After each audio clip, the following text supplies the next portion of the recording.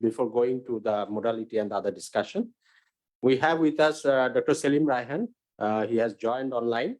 Dr. Selim Rayhan is the Executive Director of SANEM. He is also professor at the University of Dhaka with expertise in international trade, economic growth, poverty, and climate change.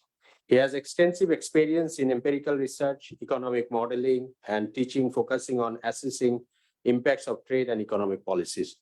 Thanks, Dr. Selim, for joining online. Then we have another panelist, Mr. 𝐁𝐞𝐧𝐠𝐤𝐬𝐙 Dotto. He has come here physically from Delhi. We are very grateful for that, that he could manage the time to come physically and joining with us. Mr. Dotto is the co-founder and executive director of Asian Confluence India. Through the Asian Conference, Mr. 𝐁𝐶𝐤𝐬𝐙 has spearheaded initiatives to boost regional interest, innovation, sustainable development, and collaboration among civil society organizations. He brings an unique combination of an insightful experience to push his current passion for fostering regional cooperation in South Asia. Then we have with us Dr. 𝐁𝐞𝐧𝐠𝐤𝐬𝐙 also as a panelist. And Dr. 𝐁𝐞𝐧𝐠𝐤𝐬𝐙 is an associate professor at the Department of Political Science and Sociology and founder coordinator of Center for Peace Studies of North-South University. Dr. 𝐁𝐶 has expertise on Japan-Bangladesh relationship. He has done extensive research in this field and published several papers on it. And then we also have with us Professor Shahidul Haq.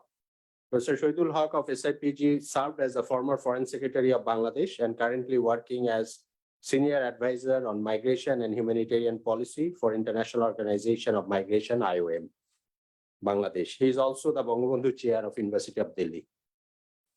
We have two guests today with us. Our special guest is His Excellency Ayoma Kiminori. His Excellency Kiminori is currently serving as the Ambassador of Japan to Bangladesh. He has an extensive diplomatic career, including his past role as Consul General of Japan in Düsseldorf, Germany, and Chief Protocol at the Ministry of Foreign Affairs of Japan. Educated at Kyoto University and the University of Kiel in Germany, he brings a wealth of knowledge and experience to his ambassadorship dedicated to extending Japan-Bangladesh relationship. And then we have our very special guest today, the guest of honor, Ambassador Masood bin Momen. We are also very thankful to him to manage his time to come physically in a working day in this colloquium. Ambassador Momen is the current Foreign Secretary of Bangladesh. In his long career, he has held several key diplomatic roles, including Bangladesh's ambassador to the United Nations, Japan, and Italy. He has been in significant positions in Dhaka's Ministry of Foreign Affairs, the Bangladesh High Commission in New Delhi, and the SAARC Secretariat in Kathmandu as well. So you can understand that we have a very rich panel and also the guest. The Vice Chancellor of North-South University, Professor Atiqul Islam, will also be joining us as the chair of the session after some time.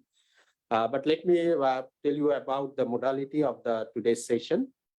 We have two presentations at the beginning by Dr. Selim Rayhan and also Mr. 𝐁𝐶𝐤𝐬𝐙. And then we will go to the two discussants, Dr. 𝐁𝐶 and also Professor Shahidul Haq with some specific questions. And then we will open the floor for 15 minutes for getting questions from online participants and also our students and faculty members present here.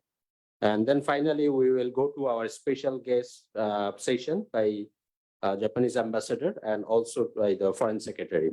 And the Vice Chancellor will give the concluding remarks of this colloquium.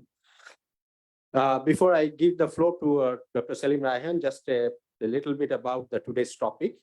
So we all are aware that our current world is increasingly interconnected, and the nations we are discussing, Bangladesh, Japan, and India, are at the crossroads of major geopolitical and economic shifts. The potential of this trilateral partnership is immense, from revitalizing historical, economic, and trade links to providing access to vast natural resources and building industrial value chains and human resource capacities. The engagement of Japan in this region, particularly with the Bay of Bengal Industrial Growth Belt Initiative, exemplifies the opportunities that await us. Our aim here today is not just to explore these possibilities, but to critically examine the structures in place, to identify both opportunities and challenges, and to discuss practical mechanisms at various levels, business, government, and civil society, for the success of this initiative. We have, you can see that the people that we are having with us, they will probably focusing on three main points. Number one is analyzing the current economic, social, and cultural structures in the Bangladesh and also Northeast region, India. So number two, identifying potential avenues of cooperation through the Bay of Bengal Industrial Growth Belt Initiative. And number three, discussing implementation mechanisms at the business, government, and civil society levels for the success of this initiative. So with that preamble, I would now like to request Dr. Selim Raihan to give his presentation. Dr. Raihan, 15 minutes for you. Thank you very much. I hope I'm audible. I must thank the organizers for inviting me to this extremely important event. I'm very sorry I could not be present in person because I have some important exam-related duties at the university. So I'm at the Dhaka University now. And after that, after my presentation, I'll try to remain connected. And if there is any question, I'll try to address that too. But probably, I may not remain for the whole program. But thank you so much once again. Let me share a presentation with you. So what I'm going to do here in this presentation, I'll be talking some high-level issues related to this the topic, the Bangladesh-Japan-India trilateral partnership for connectivity between Northeast India and Bangladesh towards the prosperous Bay of Bengal region. So I'll not get into the very details of it because I know that we have three other very distinguished panelists and of course other very important personalities here to discuss some of the very important issues in details. But my purpose would be to talk at a little bit at a higher level. So if we look at the background, the kind of, the context, let me see. I hope you can see my slides. Is that okay? Yes, we can see. Okay, sure. So, I think for some reason, yeah. So the northeastern region of India and Bangladesh is a natural economic area. So it has huge natural resources, mountains, rivers, and then sea, 410,000 square kilometers of area, and combined population of around 220 million. The strategic location presents an opportunity for greater economic integration and connectivity in the Indo-Pacific region. But there is a major deterrent to the economic development of the region, both at the center and the periphery. And especially we are talking about the inadequate connectivity between this region. So both India and Bangladesh have been working to restore the pre-1965 connectivity linkages, rail, road, ports, and inland waterways. The Northeastern NER has been at the core of India's Act East policy. We know that India is actively pursuing this policy. And enhancing NER's existing level of trade and economic linkages with Bangladesh would need infrastructure and institutional support, which would facilitate growth and gradually remove the region's economic isolation. I think we all know about this kind of context. But for Bangladesh, India's northeastern region is a gateway for its enhanced connectivity with India and South and Southeast Asia. I think these are extremely important from Bangladesh's perspective, especially the country is graduating out from the illicit status by 2026, and the country is exploring now all kinds of opportunities and possibilities to integrate beyond the South Asia region, and of course, the rest of the South Asia as well. And here comes the northeastern region as the kind of gateway to have a greater integration of Bangladesh with the rest of the Asian countries. So the region-wide physical and non-physical connectivity will speed up not only the competitive business environment, but also trade and economic development of this region. So I think this context or the background tells us that there's a huge opportunity or potentials for Bangladesh to pursue an agenda of greater integration with the northeastern region, and through this, make it as a gateway for greater connectivity with the rest of Asia. So now if we look at the issue of reconnecting vibrant maritime space in the Indo-Pacific, so enhancing cooperation with Bangladesh may provide the northeastern region and other parts of India access to 3 active seaports, Chattogram, Mongla, and Paira, and the upcoming Matarbari deep seaport. I think I will actually focus on this deep seaport in next few slides, because I think that this can be a kind of game changer in this whole issue, this Matarbari deep seaport. So it significantly it has the potential of significantly reducing travel time and distance and making trade more viable, which will definitely boost growth, enhance maritime connectivity and trade in this part of the world. So if we look at this Matarbari deep seaport, so it was initiated in 2020. The Matarbari deep seaport will be the country's first deep seaport. The port will be able to facilitate berthing of mother ships with a draft greater than 16 meters compared to the existing facility which is available there in Chattogram ports, 9.5 meters. And it will have the capacity to handle ships that are able to transport 8,000 to 10,000 containers. And the port is likely to be completed by December 2026. And then if we look at the kind of the key infrastructures centering around this deep sea port, there are 2 power plants, a deep sea port terminal, and 14.5 kilometer long port channel. And the implementing agencies are Ministry of Shipping and Chattogram Port Authority. But more importantly, this is something we need to highlight, that the financing or the development cooperation which came from Japan through JICA, and this is kind of really shaping the kind of trilateral partnership between Bangladesh, Japan, and India. So what we, in our very recent report with, we worked together with Mr. Sabyasachi Datta, Asian Conference and SANEM, we worked together to explore the potential impact of Matarbari deep sea port on the Bangladesh economy. I'm not really getting into the very details of the modeling exercise, but what we did some simulations using some sophisticated economic models, and we tried to see that what are the potentials.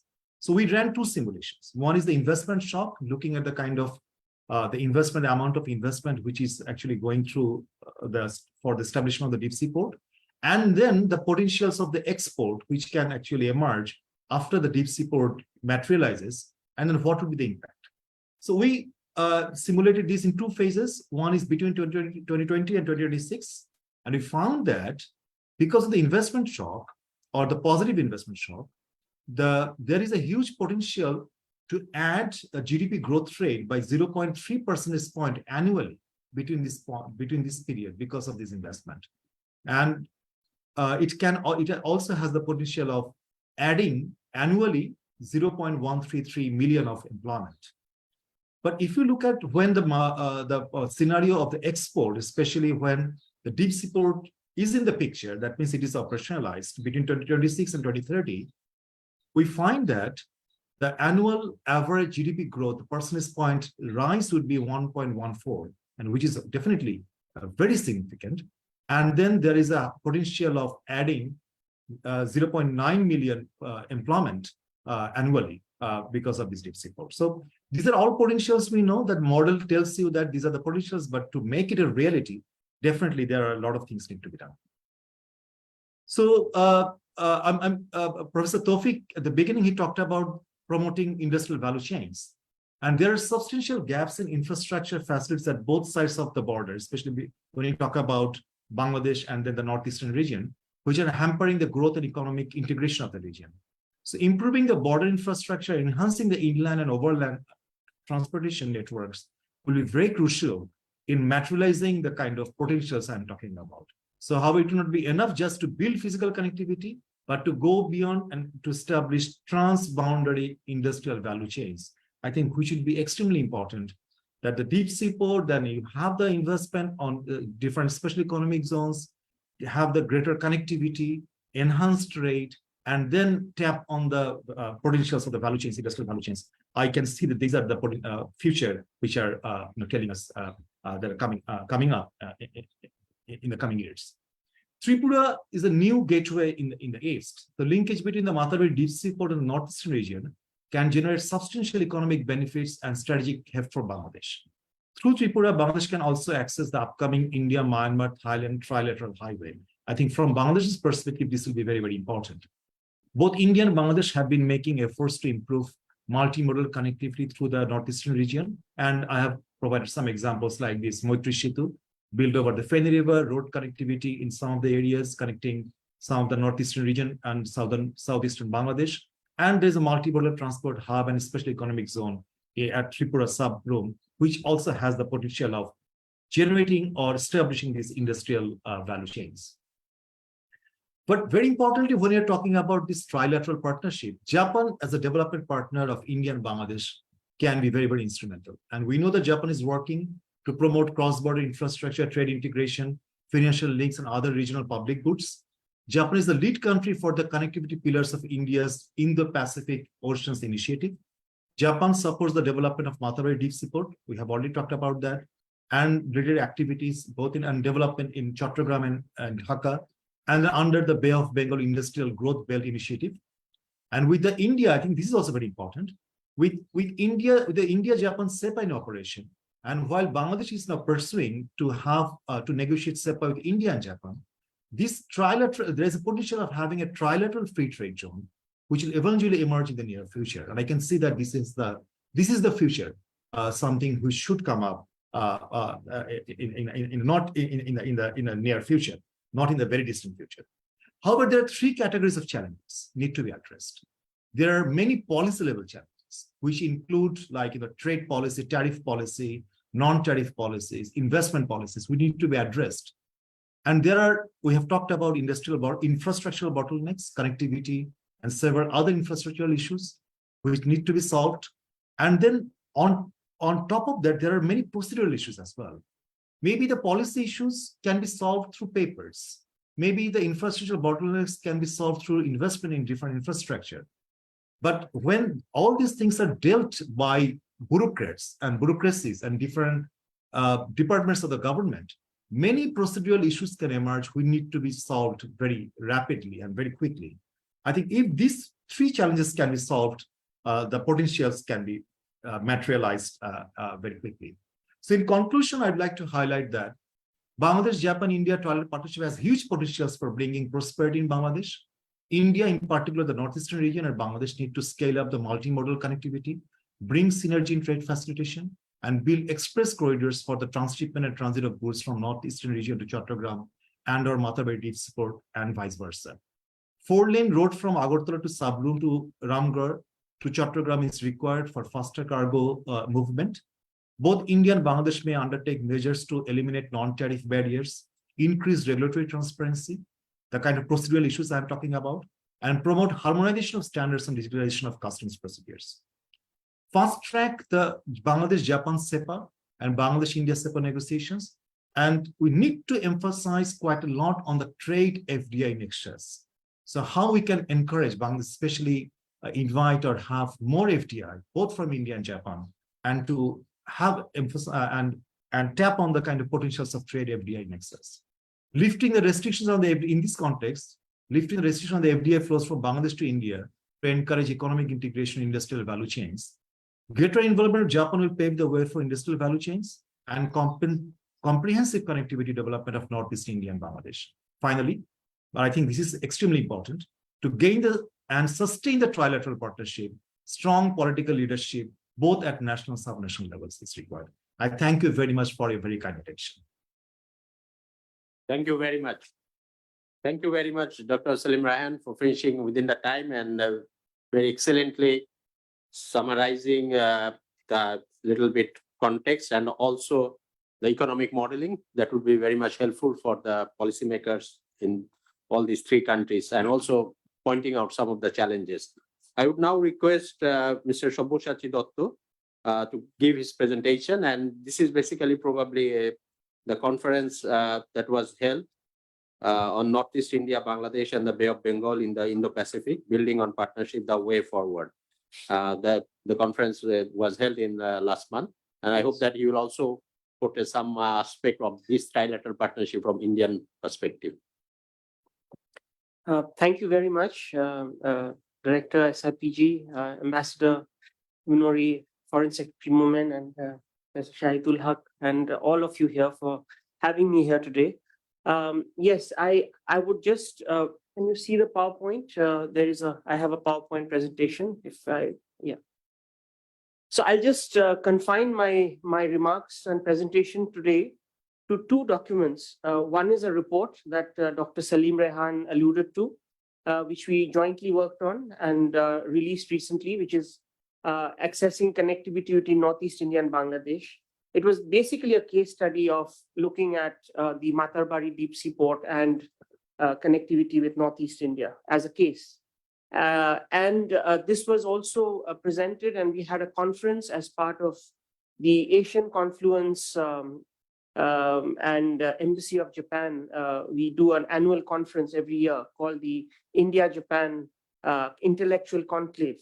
And as a third conclave, we had this theme of Northeast India, Bangladesh, and the Bay of Bengal in the Indo-Pacific, which happened in Tripura.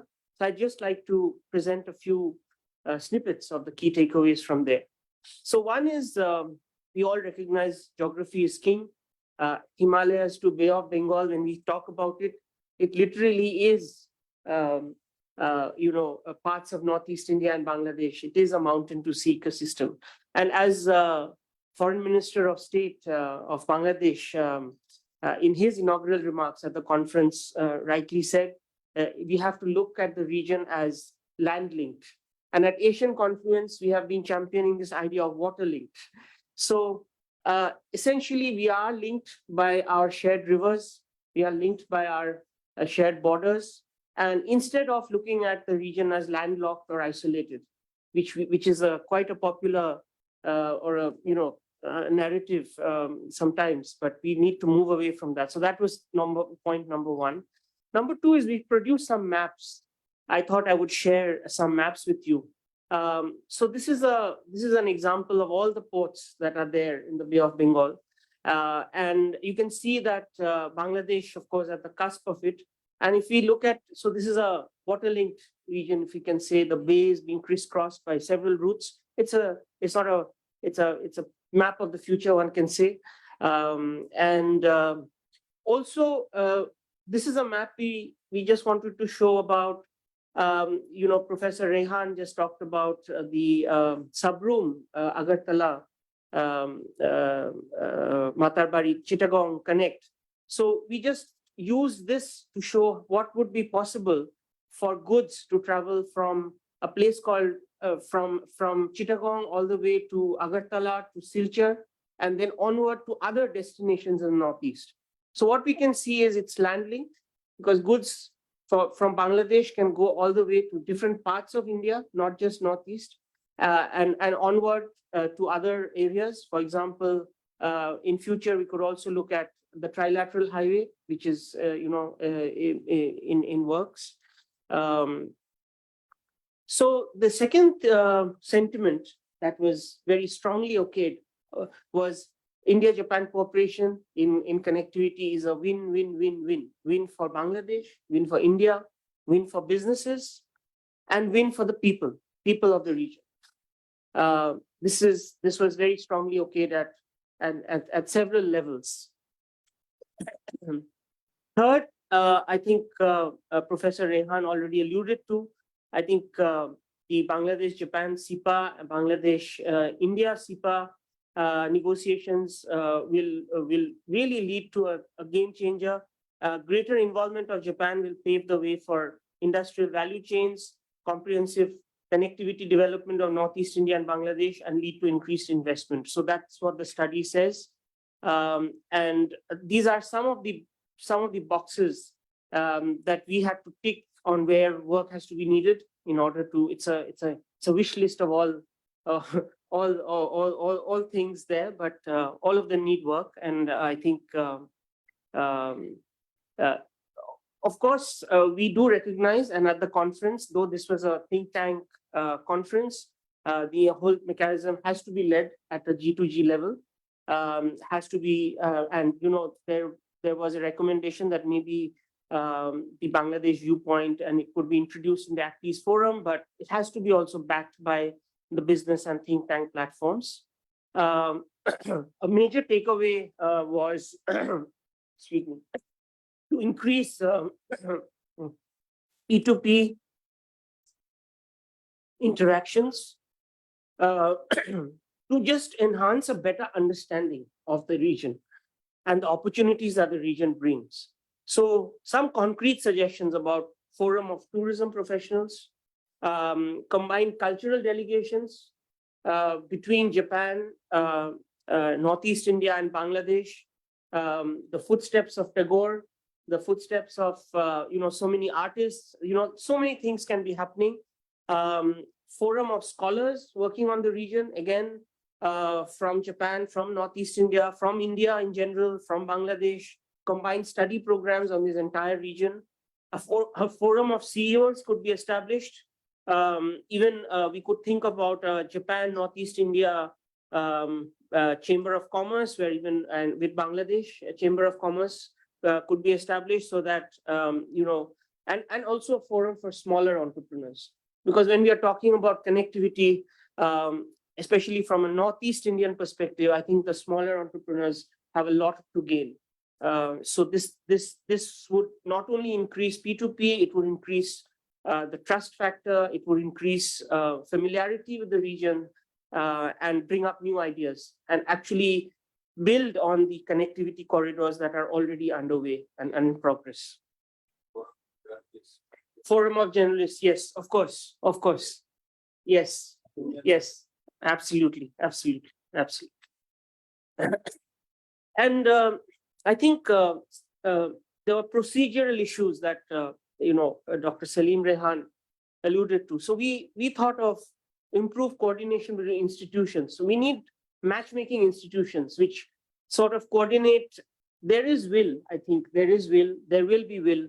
There is a ground up voice which needs to be further educated on what the benefits. Communities need to be educated on the benefits. They need to be taken into consultation on how to participate in the benefits of this process. And for that, I think there are matchmaking institutions that are needed to sort of facilitate. In Asian Confluence, we have a concept of the third space, where it's also it's informal, but it's also works with all kinds of stakeholders. So we need that kind of informal but bondings to happen. Again, last point, we are looking for a game changer. I think as was said by my previous speaker, the Matarbari deep sea port, along with its connectivity to Northeast, could be a game changer. It's one of the game changers, I think. We, as I showed on the map, the arterial connection between Chittagong, maybe the ports in Chittagong, but Matarbari in particular as a deep sea port, and Sabroom, which is again a very big port coming up in Tripura, with very state-of-the-art facilities. This could become a sort of an artery and serve the entire region: Bhutan, Nepal, other northeastern Indian states, other Indian states, and making Bangladesh sort of the transport logistics hub of the entire Himalayas to Bay of Bengal sub-region, if we can call it. There was a survey we conducted. It has a sample size of about 150, but all very a very how should I say, involved audience, and civil society organizations, policymakers from both India and Bangladesh. And the respondents' perception was that, as I said, 82% agree that this is a great idea. A maximum agree that it will bring in a lot of investments. From the Bangladesh side, it will increase more revenue. From the northeastern side, also, it will generate more revenue for locals. I think overwhelming response for positive look at this whole thing. India's access to Matarbari would boost tourism in India and Bangladesh. This would again, existing facilities are more or less okay. People are very optimistic about the state of infrastructure that is going to be coming up or coming up. And respondents' opinion on the new corridor between Northeast and Bangladesh for improving connectivity, again, the road route, rail route, and are all sort of, how should I say, balanced. And I think I'll end here because what I wanted to say was that what shows is that this is a contiguous territory ecologically, economically, and the study shows that it's a win-win-win for all, basically. So on that note, I'll leave it to the discussants. Thank you very much, Mr. Sombojyoti Dotto, with finishing the lecture on this positive note of win-win-win. That's very important for especially South Asian nations. As you are rightly saying that we need more people-to-people level contact, because building trust is very important for any new kind of the connectivity projects. And in this very complicated geopolitical situation, trust is very important, and that can only be built when we contact more, we discuss more, we debate more, and we communicate with each other more. And as I understand that in the conference also, Japan has put in place a proposal of developing an industrial hub in Bangladesh with supply chains to the landlocked northeastern states of India, but also Nepal and Bhutan. And probably Bangladesh will be very interested to look into the Nepal-Bhutan perspective also, because we are for very long waiting for getting connected with those two landlocked countries, and Bangladeshi ports can be a huge potential for them. So thank you very much for your presentation. Now we'll go to the discussions. We have two discussants designated, and I'll go with specific questions and specific timing. Sorry for that. So I go to Professor Shahidul Haq first. The first question to him would be, what are the driving factors propelling the recent drive to create an unified space between Bangladesh and northeastern region that encourages commercial and cultural interactions? So 3 to 4 minutes, sir. Okay, thank you. I will try and be brief, or in Bengali to be brief means it's going to be long. So, but nevertheless, let me give it a try. Now, before going to the specific, what I call the current drivers and factors, I think a little bit of looking at the history is extremely critical. If you look at the sort of a space in the absence of any particular terminology, from Himalayas down to Bay of Bengal, you will see that it's a common space. And this space has been in existence for what, 5,000 years or more, inhabited by all kinds of people, all kinds of institutions. But the most important thing that I assume is that it has been a naturally occurring integrated economy, including the labor market. So that's what presents now. What destroyed it, to be very frank? Why we don't see that sort of a common integrated economy and the labor market after 1947 is because of the partition. Before the partition, actually, what the British did, as you know, till 1935, Myanmar was part of this integrated economy. Myanmar, next to it. So in 1935, the British decided that let Myanmar be taken out of the then Bengal, Assam and Orissa, and given a different status. So that was the first step to make this particular very vibrant economy dysfunctional. That's how I see. And then naturally in 1947 and 1965, all destroyed. So what actually we are talking about is creating that common space. Now, whether in that common space Myanmar could be included or not, we'll see. But certainly Nepal and Bhutan is by definition integrated. Now, what is that space that we're talking about in terms of? It's about 410,000 square kilometers.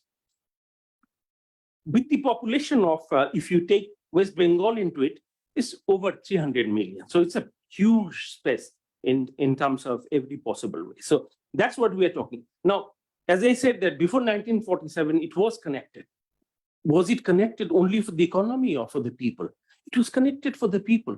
I was looking at the history, and in 1835, there were 33 steamers were plying along the rivers of this part.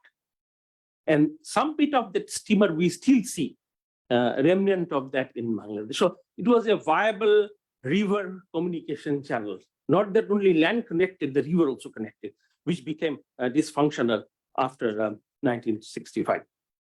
So that's what I'm talking. I'll just give one example that how insensitively British divided this part. You know, Mizos used to live in a common land. Now Mizos are currently living in 3 countries, Myanmar, Bangladesh, and India. Still they struggle with the very fact that why their people are so kind of divided into 3 communities. Just to give you an example, whether we could do to address that. Now, as I said that I'll try and be quick. Coming back to the present contemporary situation, I have identified about 6 drivers that should be able to unite this space again, and 3 factors. What are the spaces? I will not elaborate. If there are questions, I'll be very happy to answer. One is geopolitical. The first one, often we feel that state only starts functioning in a particular area when they have a geopolitical compulsions. So here there's a huge geopolitical compulsions because this bay and the adjacent area is geopolitically very important because of the changes that's currently happening. So that's one. The second is that, like other regions, we are also between 2 orders. One is almost dysfunctional and the other was in the making.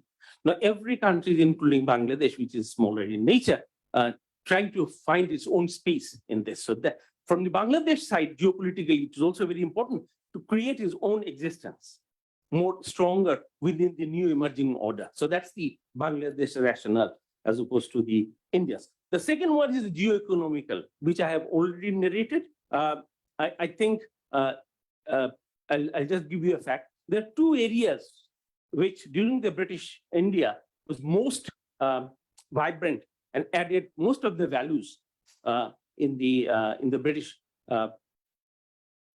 treasury.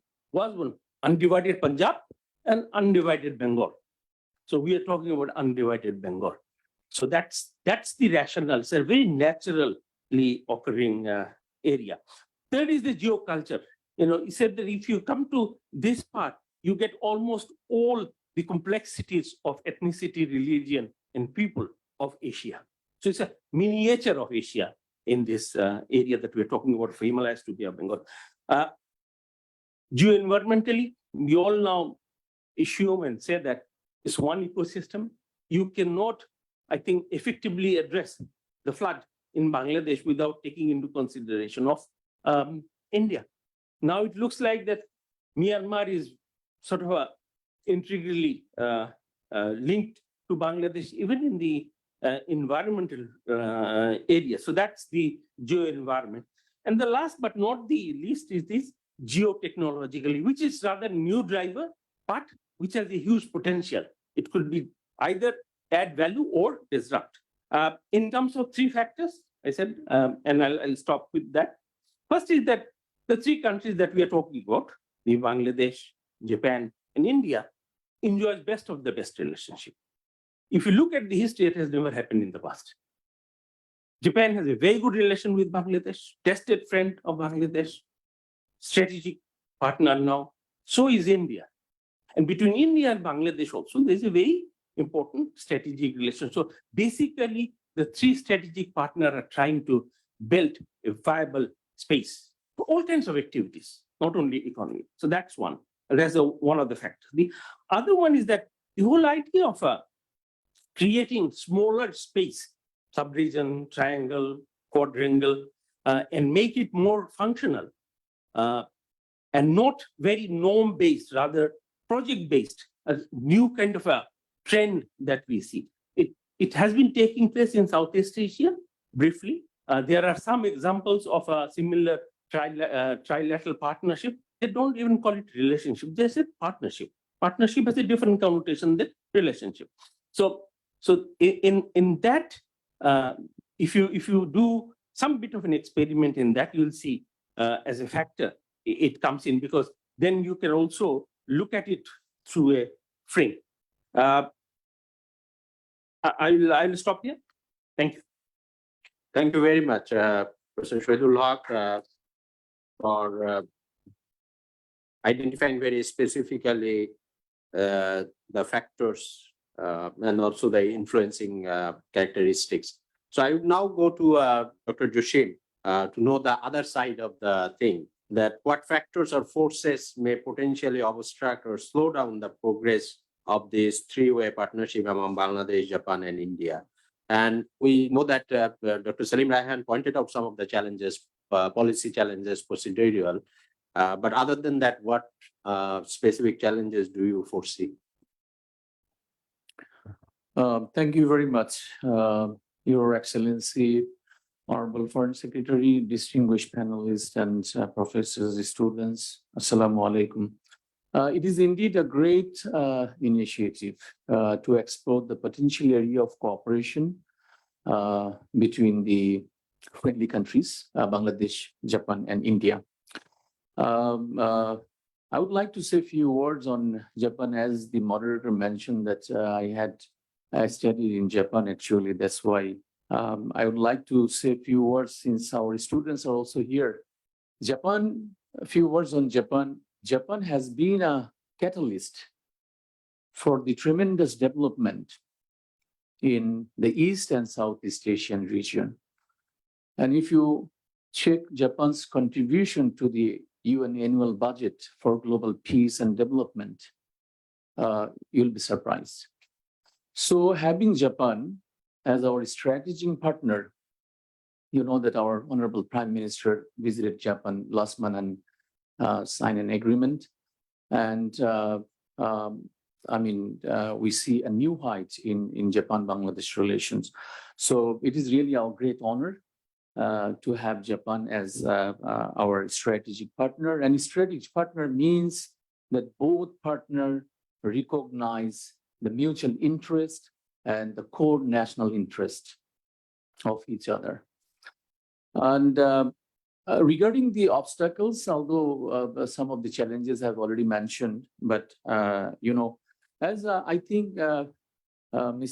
Shobbashachi actually implied, the first thing in my mind when I think about the obstacles come to my mind is the absence of people-to-people contact between Bangladesh and NAR, that means Northeast region. And actually, you see that Myanmar is our next door. How much actually we know about Myanmar? Rest of the India, we know a lot, but Northeast. So I think, of course, civil society, you also mentioned media, journalists, youth, different groups, can enhance the relationship to, meet this gap. And a peaceful environment, things we are talking about mutual cooperation, development, particularly in the Northeast region. So building infrastructure, connectivity, all these require a peaceful environment. But all we know that, the insurgency is going on. The Seven Sisters there,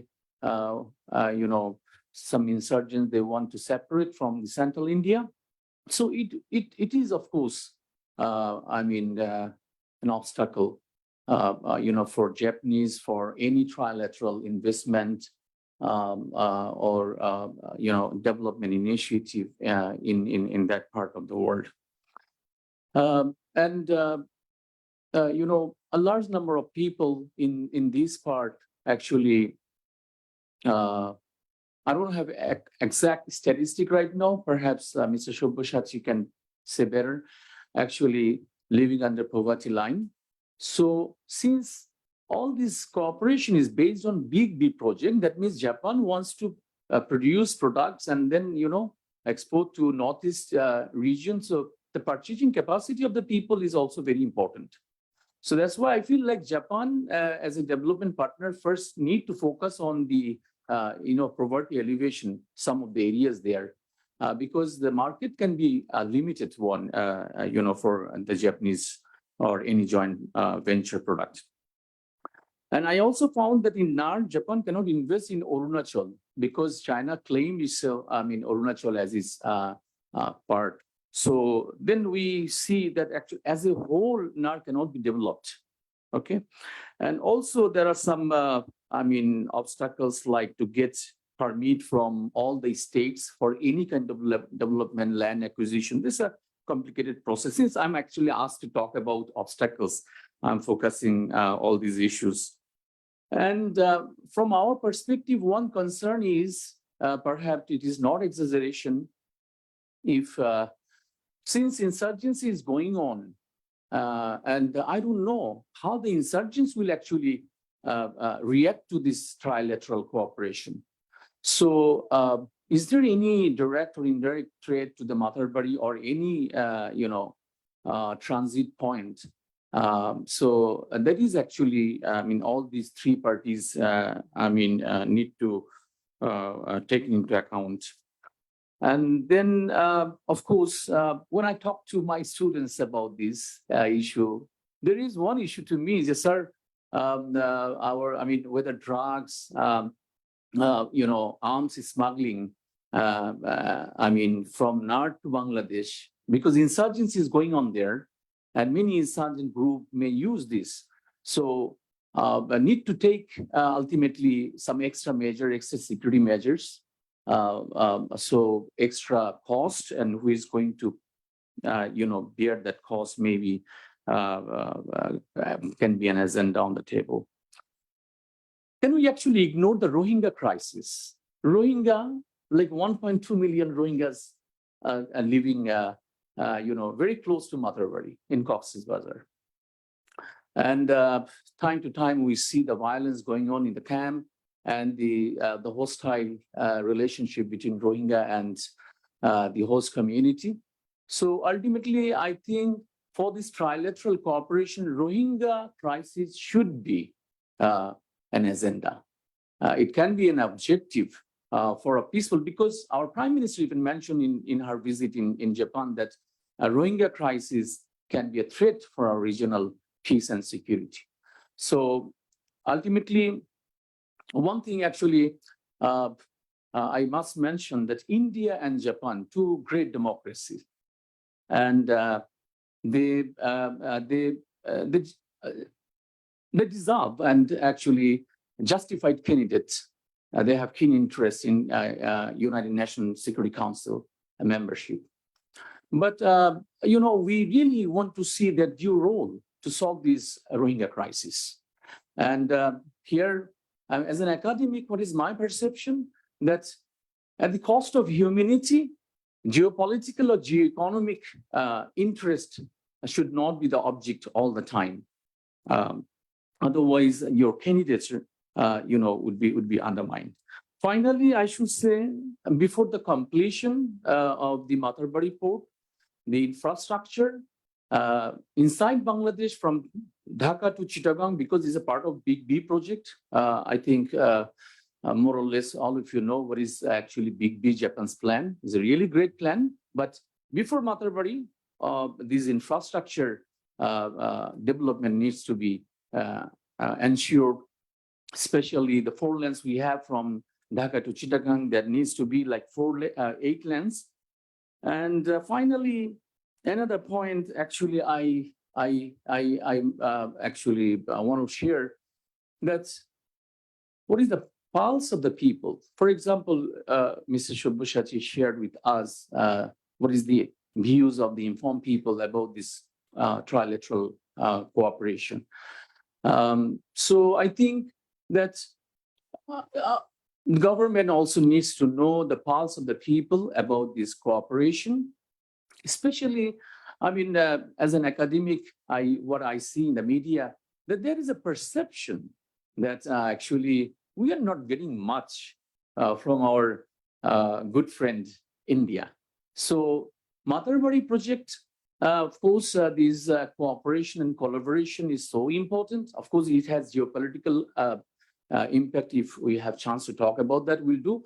But this project ultimately will help the Central India to develop the region, which is still behind. And I think, as it is mentioned, that this Bangladesh and NAR, like economic integration, okay, it can be a really a good idea to explore. And Japan, as you see, Japan's contribution in Southeast Asia it play a catalyst role. It can play the same catalyst role in South Asia. So thank you very much. I stop here. Yeah. Thank you. We'll come back to you again and very interestingly summarize some of the challenges. And as we were saying that as a research institute, South Asian Institute of Policy and Governance, we do want to understand any of the economic, social, geopolitical initiatives from a critical point of view as an academic institution. We usually publish a policy brief or kind of a working paper after this kind of the webinars or seminars. So this discussion will help us to understand the different perspective of the initiative, and so that the initiative can be going forward, not to understanding it to negatively only, but to see that and how the challenges can be also overcome through the policy interventions and others. Now we will come back to our another discussion, Professor Shahidul Haq, again with this question. Like, we do understand that Japan is perceived as one of the safest, reliable partner of both Bangladesh and India. So even people's perception about Japan within these countries, I'm sure that if the research been done, that is very, very positive comparing to many other regional powers or the neighboring countries. So what role does Japan as a long-standing supporter of the Global South can play in this trilateral partnership? Professor Shahidul, 3 minutes, sir. Thank you. I'm in a very difficult spot because I'm being a Bangladeshi, speaking of the role of Japan in the presence of Japanese ambassador in Bangladesh. So please correct me if I go wrong. In order to understand Japan's role in this Himalaya to Bay of Bengal, I think we need to put that into a bigger frame of Japan, India, United States, and Bangladesh relationship. In particular, Japan and United States relation. I think the Japan and US relationship has gone through, as I read, basic changes in last 1 decade. And I'll tell you why. Till mid-2020, the Japan-US relationship was built on 2 particular pillars. One is the security pillar, the security treaty that US and Japan had still, and then political economy in terms of TPP, which didn't get materialized because the United States left. So now, cut short the period, we come to the beginning of this decade, and late Prime Minister Abe, huge respect for him.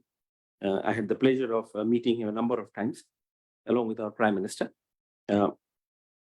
Great visionary leader in Asia. He sort of, as we read, thought of bringing out the relationship between United States and Japan on a larger canvas. And he, 2016, Free and Open Indo-Pacific, I think it's fundamentally changed the character of Japan as a state in Asia after Second World War, and also the foreign policy. Now, he did not stop there. He also then went ahead and built what is called Quad. So we'll not go into that. So these two have changed Japan's role in post-World War. Now, from Bangladesh side and also from Indian side, I think 2014, when our Ambassador Masood was there, and we went a number of times along with the Prime Minister. 2014 has been a very important year for this trilateral cooperation, India, Japan, and Bangladesh. I'll tell you why. Our Prime Minister Sheikh Hasina went to Tokyo in May 2014. And then Prime Minister Abe came back September 6th and 7th of the same year. Very, very important, but very significant. And then in the same year, 2014, August, September, Prime Minister Modi went to Japan. Now, if you look at some of the available outcome public documents, especially joint statement, you will see one thing is featuring out very prominently. One is the Indo-Pacific, a new construct in terms of looking at geopolitics and geoeconomy of this region. And the other one is the whole issue of connectivity, looking at Northeast, Bay of Bengal, Bangladesh, and role of Japan. I see a trace of that in that. And it was very interesting. Masood would be able to sort of, we went for an official meeting between two, and we saw on the table there was a booklet on Indo-Pacific. So, and then Prime Minister Abe did explain it to our Prime Minister, this So that's why I think the thing that we see today is beginning of 2014. Somebody should do more research into that. Now, the question is, Japan did not stop there, didn't sort of wanted to keep the ball rolling from there. Lately, both in terms of India-Japan relationship and Japan-Bangladesh relationship, has also a significant change. And I think he's carrying the flag of Prime Minister Abe very nicely. I'm talking with the Prime Minister Kasida. Then interesting, very interesting statement or long speech in Delhi, where the first time a Japanese Prime Minister being in Delhi, talking about the region very clearly, including Bangladesh. So that's very significant. So we are looking at a new trilateral cooperation that we haven't seen. And then when the Prime Minister goes to Japan, this thing not only came into discussion, but also the relationship between Japan and Bangladesh has been redefined as a strategic. So we have a strategic relationship, Bangladesh, with three countries. One is India, one is China, and the other one is Japan. So it's very significant. So here we see three strategic partners, India, Japan, and Bangladesh, coming together, centering around a common space which was in existence for years to build a new architecture. That's how I see. So if you see in that, you also see that Japan is increasingly trying to create a space, not only in the development or development assistance field, but also simultaneously in other fields, because if you are a strategic partner, then you also look at beyond assistance.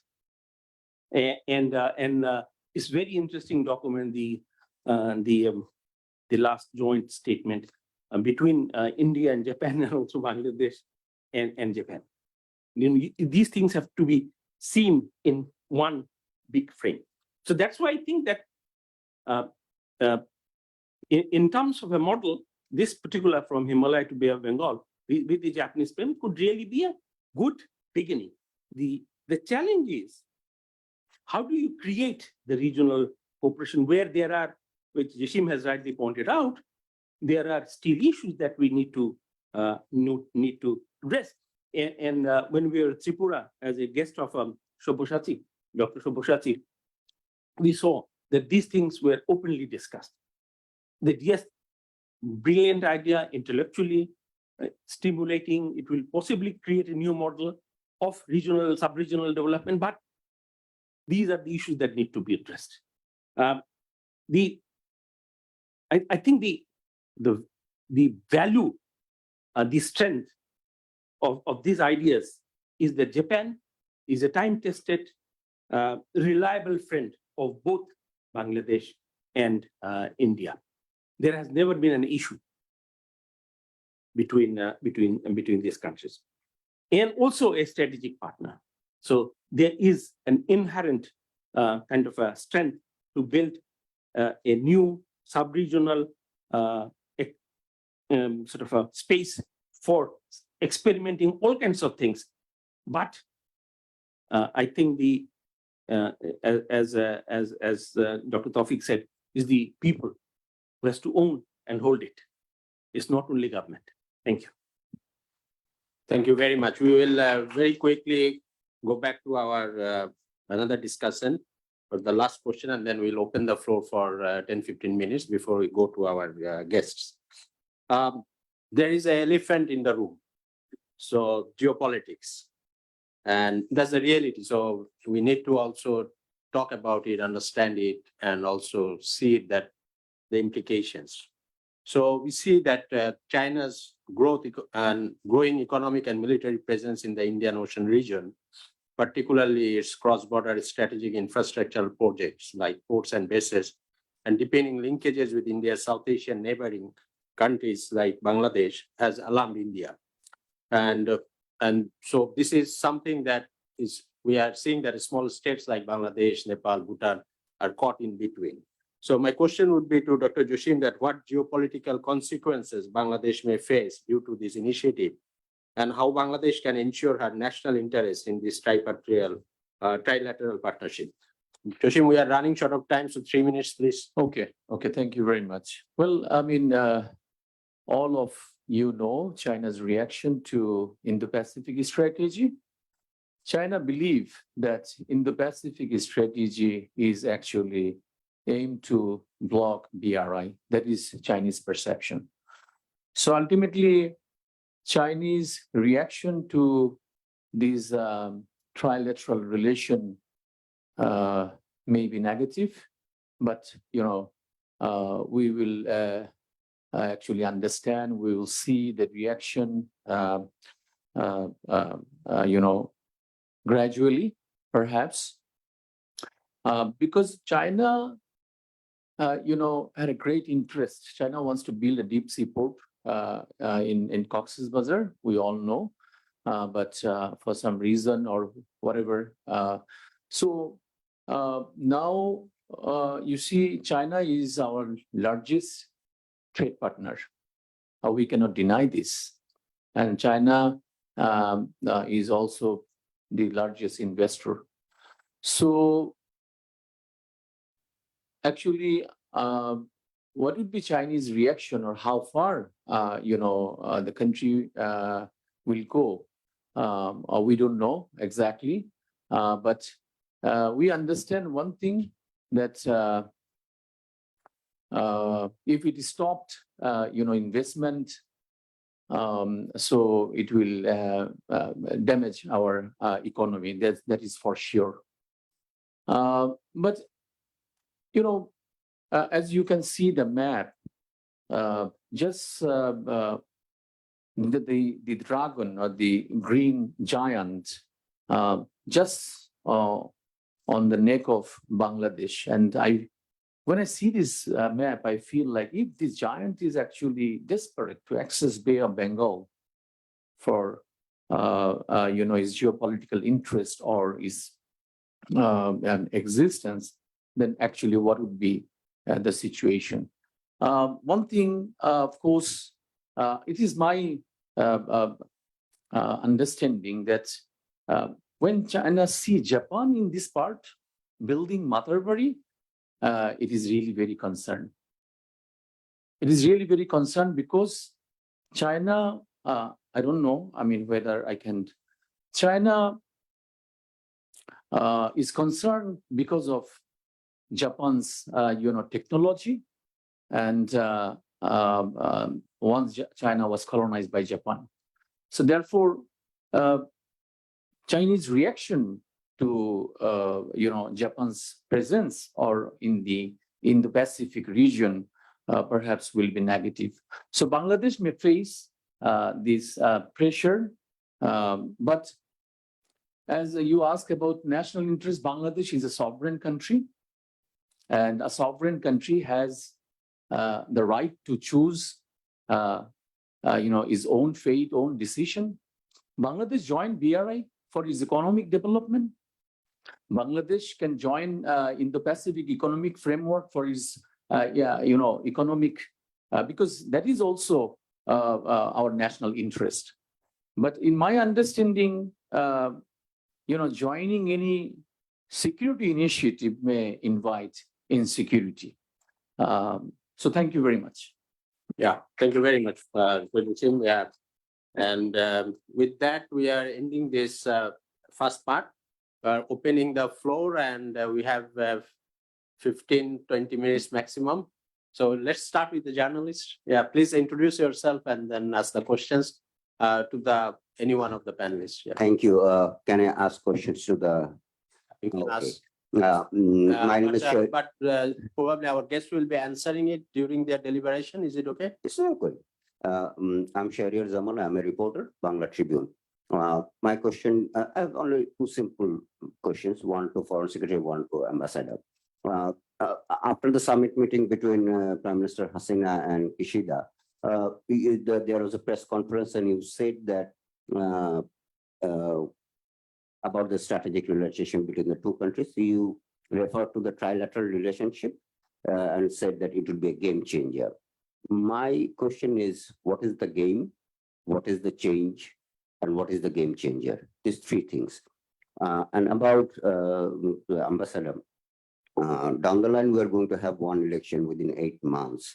The current relationship is extremely well. We had a very good meeting, very good visit. What's your expectation? What will happen after the election? Thank you. We will come back to the guest when they will be delivering their speech, they will answer. Yeah, Person Mahbub. Thank you. Excellency, there is a perception among people that whether Japan is revisiting its relationship with the United States. I was wondering how you'd respond to this. Thank you very much. That Japan is revisiting its relationship with the United States. Okay. Any other questions, comments from the students, or even I can see that some questions from online. Ludmila, can you just give me the questions? I cannot read it from here. Can you make it big? What is the plan to connect Bhutan and Nepal as Bangladesh is really eager to it? Also, what is Japan and India's plan to addressing Rohingya crisis? I don't know any of the panelists who want to answer this question. Okay, from Daily Star, yeah. What is the plan to connect Bhutan and Nepal in this project? And I think the two governments. okay. No, but as an idea, absolutely. You cannot leave out in longer term, in terms of a viable sub-region, the Bhutan and Nepal. It will not only add value, it will make a very rational thing. You leave them out, you create unnecessary questions. Now the question is whether those two countries are willing to join or not. That we need to see. But when we were in Tripura, the guest of Shoboshati, this discussion came up by people, and there was a impression that let's make it happen first, the three, and subsequently we can think of bringing in Nepal and Bhutan into that. I think that's a more logical, sequential steps that we can think of. But absolutely, yeah, please. I just wanted to add one point that this infrastructure that is being built in the Northeast, I want to use this question to also inform us all that there's huge improvements in infrastructure in the Northeast. All the capitals are now connected by rail. There's air connectivity between the states, air connectivity between the states and the rest of India. And Bhutan and Nepal are getting the benefit of that. And I think naturally, because of the geography, will continue to get that. So it will be a natural progression, I think, that, because of the geography, automatically this connectivity would help everybody. Again, win for everybody. I think there was a Come on. second part of the questions. Can you? Okay. I have a Okay. question here. Who is that? I'm here, there's one here. So we have our Vice Chancellor with us. Thank you, sir, for joining. Yes, Dr. Norman Swajo, and then we'll come back to the other. I just have a comment to make. In Mr. Duta's summary handout on the way forward, there's a recommendation to pursue think tank forums. And my recommendation as the director of the Office of Research here is for this to be explored in terms of a gathering of various entities. You have SANEM, you have Asian Confluence India, and we have SIPG here, of course, at NSU, but we also have the Economics Research Platform in the School of Business and Economics. I think if we explore a memorandum of understanding that brings these entities together, then you can have what you want in terms of a think tank to engage all of these issues, I think, quite appropriately. That would be my recommendation. Thank you very much. It's a very good recommendation, and we are working on it. Dr. Rezwan Lalu. Yes, please. Thank you so much. My name is Rezwan Lalam. I'm from the Political Science and Sociology Department. Listening to the both challenges and the opportunities of this trilateral kind of the investment opportunities that we're talking about today, the question that has actually come to my mind, first of all, whether we are going to see the turmoil first and then the peace in the region, or the peace first and the turmoil later on. What is the cycle of this particular development, destruction, and the development that we see all over the world? There's a theme of this actually really happening. It's like the central theme of the kind of the globalization. That's the point from my side. Thank you. So any of the panelists want to answer? I didn't understand the question. Can you repeat the question, please? Rezwan? Well, there is a kind of a theoretical kind of a notion is that the development is always follows the destruction, and destruction always lead to the development. This is a cycle actually all over the world. If you really look into the history of the Second World War, afterwards, even the Japan and also Germany is also the same process they have actually moved on. So given that the discussion that actually we're talking about right now, are we as a South Asian countries, are we actually sitting on a volcano? The eruption actually will come in and any form of the destabilization in the region, or are we just seeing the first phase of the kind of the regional peace first that will lead to the instability later on? That's the kind of the thing that actually I'm Thank you very much. Shall I just make an attempt, quick attempt? I think we have already passed a phase which was very destructive, very conflictual, not only in Northeast, but also in our part of Bangladesh and in the Bay. I think we have passed that phase. If you go to the Northeast now, it's much more peaceful. If you go to Chittagong Hill Tracts, it's much more peaceful. So I think we are into a development phase rather than a conflict-driven phase. Someone was also talking about insurgency. Yes, of course.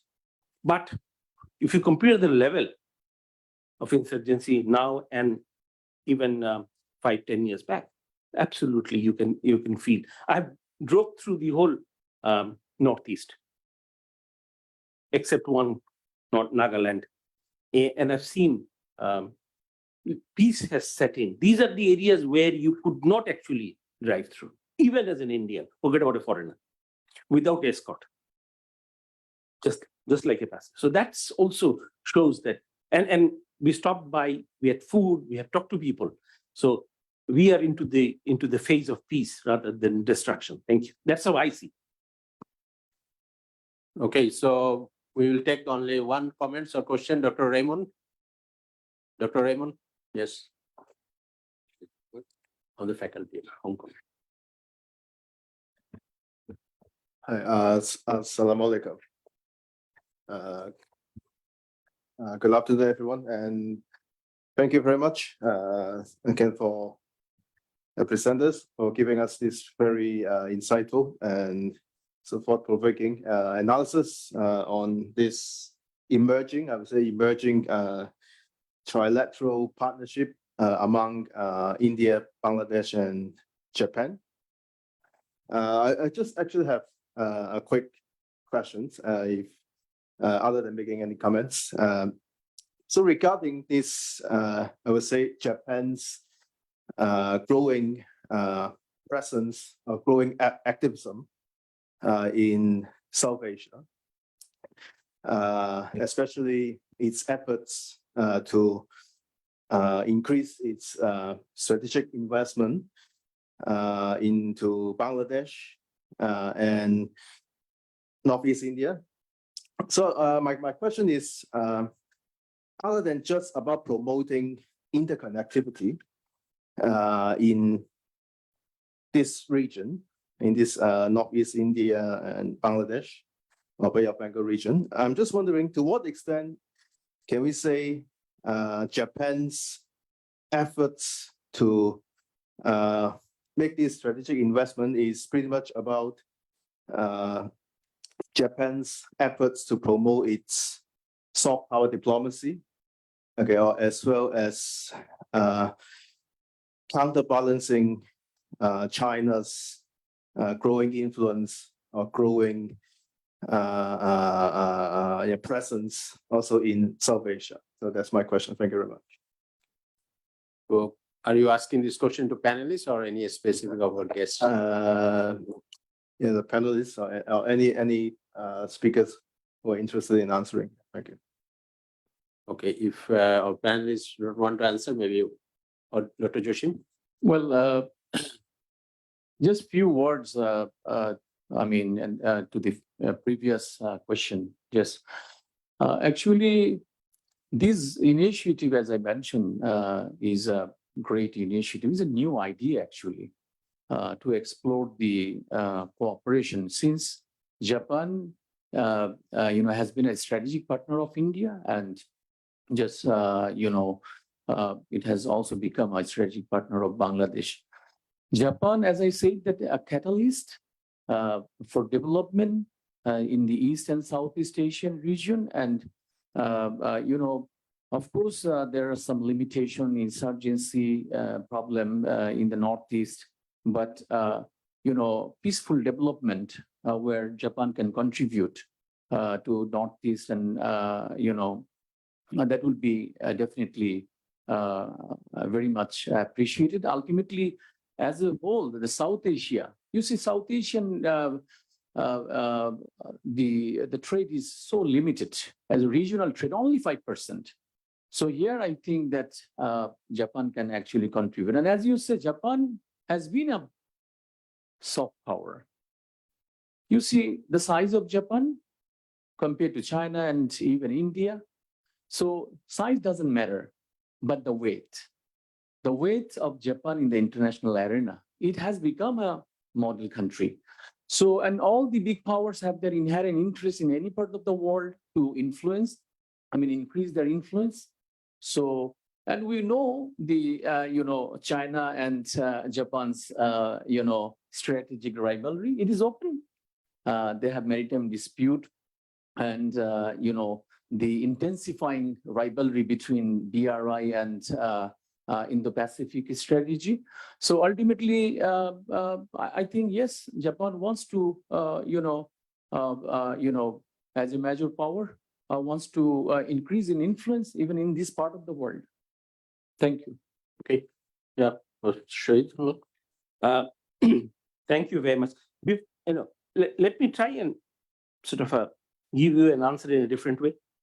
What is interstate relationship? It is based not on charity. It is based on national interest. So it is expected that all these countries, in this case, 3 countries, would try and serve maximum of their national interest for their own country. Now, in the process, states have also realized that you cannot actually gain your national interest if you try to take all. You have to share. So from that frame, we should see it. Certainly, Japan has an interest, Bangladesh has an interest, so is India. And the question is whether these 2 and 3 interests parties could come and create a frame where all gates. Is it possible? That doesn't mean that Bangladesh cannot or India cannot go with other 10 countries to ensure their national interest. So if we think, and often we think as a human being, that it's possibly they should be doing some charity to us. No, there's nothing called charity in interstate relationship. We should just not think about it. You give and you get. So that's what the frame is. The question is how much you'll get and how much will not get will depend on the country's ability to negotiate. Thank you. Thank you very much. So win-win-win. So as Choposhati was saying. Okay, so we are at the end of the question answer, and now we go to our guests. We'll go first to our guest of honor, His Excellency Iwoma Kiminori, for his speech, sir.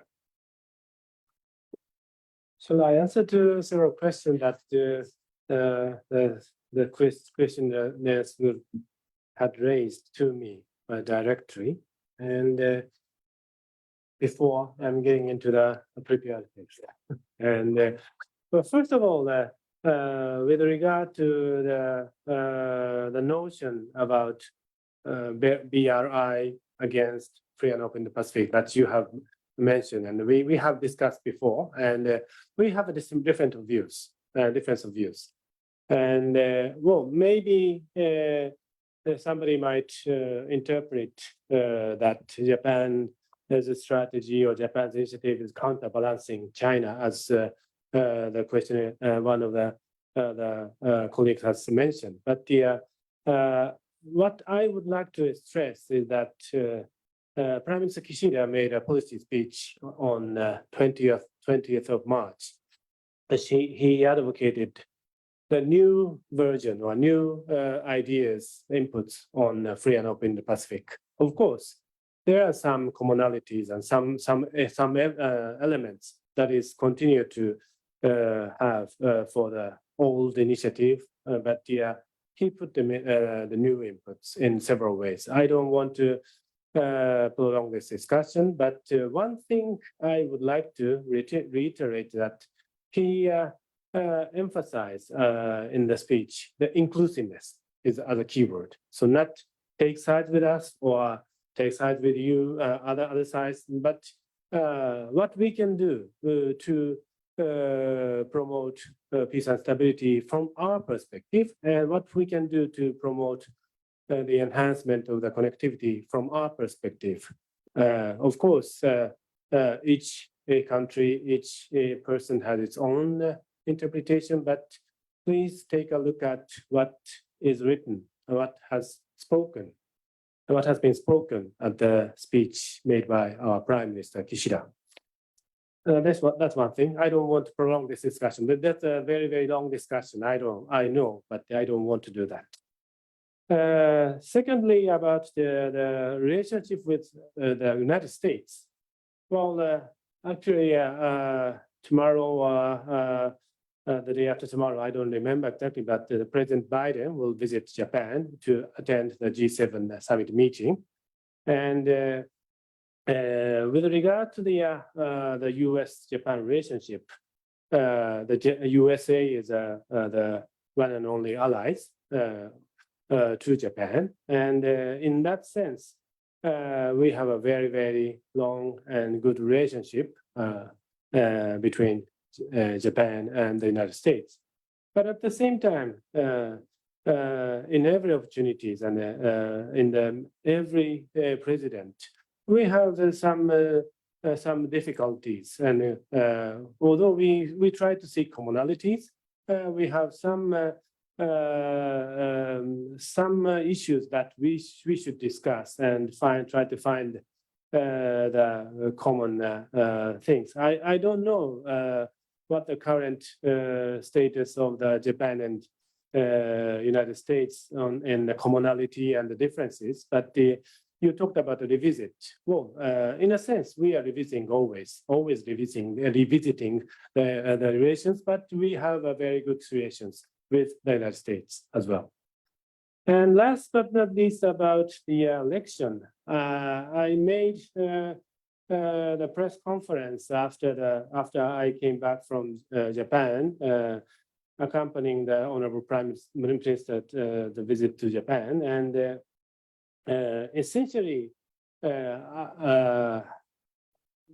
I would repeat what I have said at that occasion.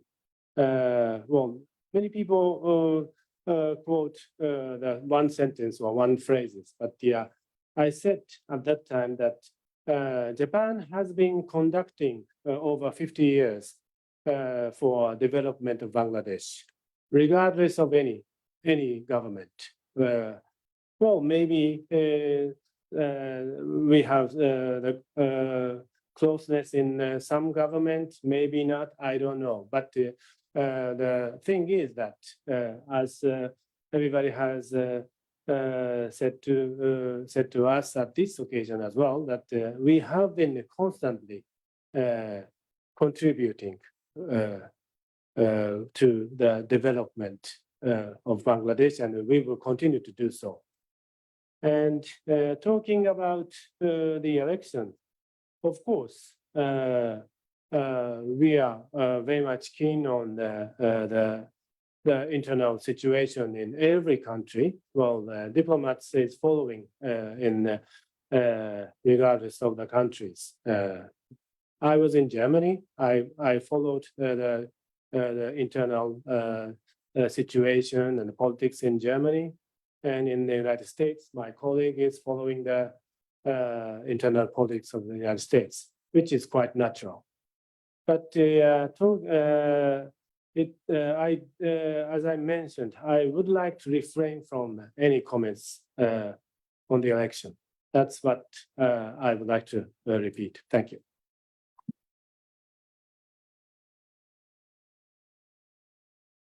Yes, I almost forgot my speech.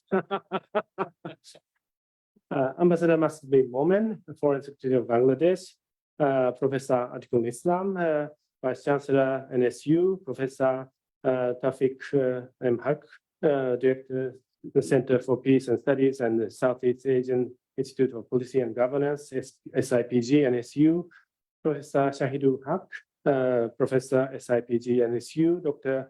Mohammed Shakimuddin, Associate Professor, Department of Political Science and Sociology, NSU, Dr. Selim Raihan, per online, Executive Director, South Asian Network on Economic Modeling, and Mr. Sabasati Dutta, Executive Director, Asian Conference, India Excellencies, distinguished guests, ladies and gentlemen.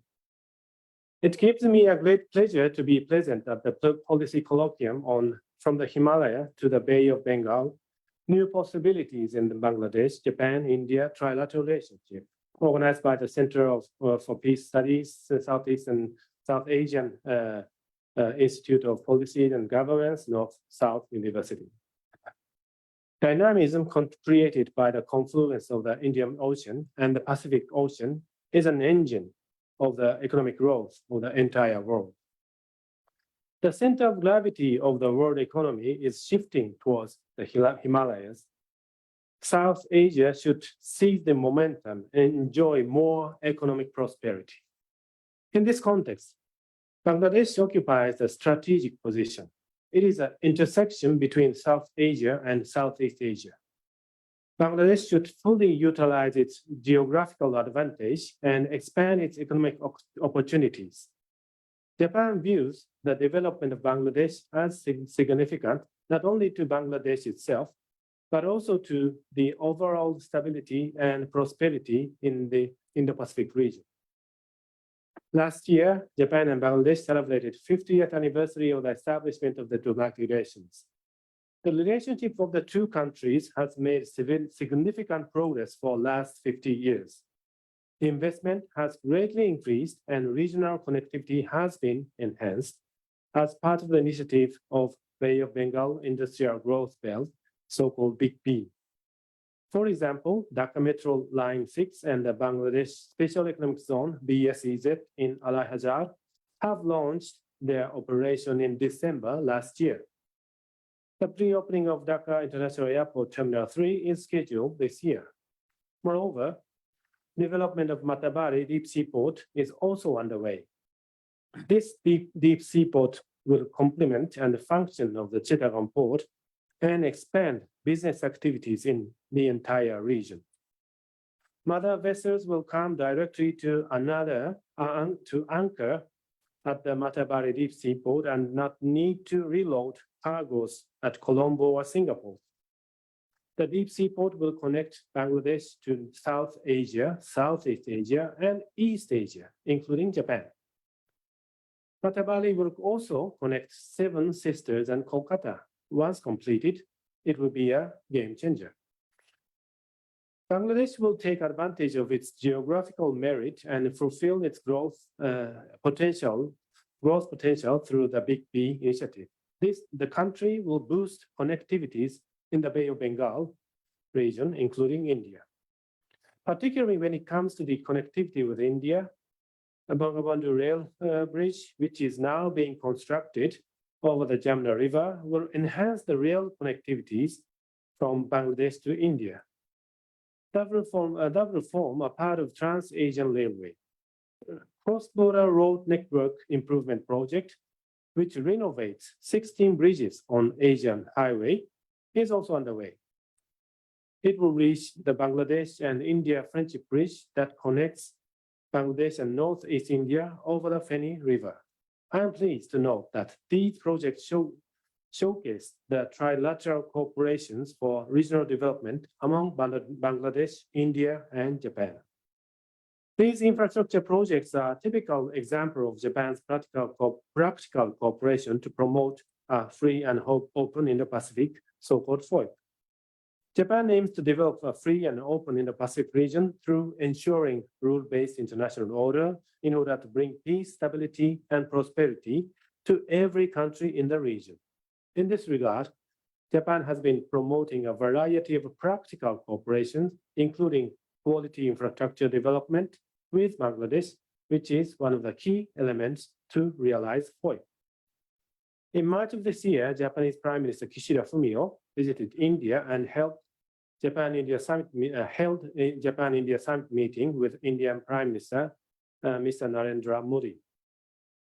During his visit to India, Prime Minister Kishida delivered a policy speech and announced Japan's new plan for FOIP.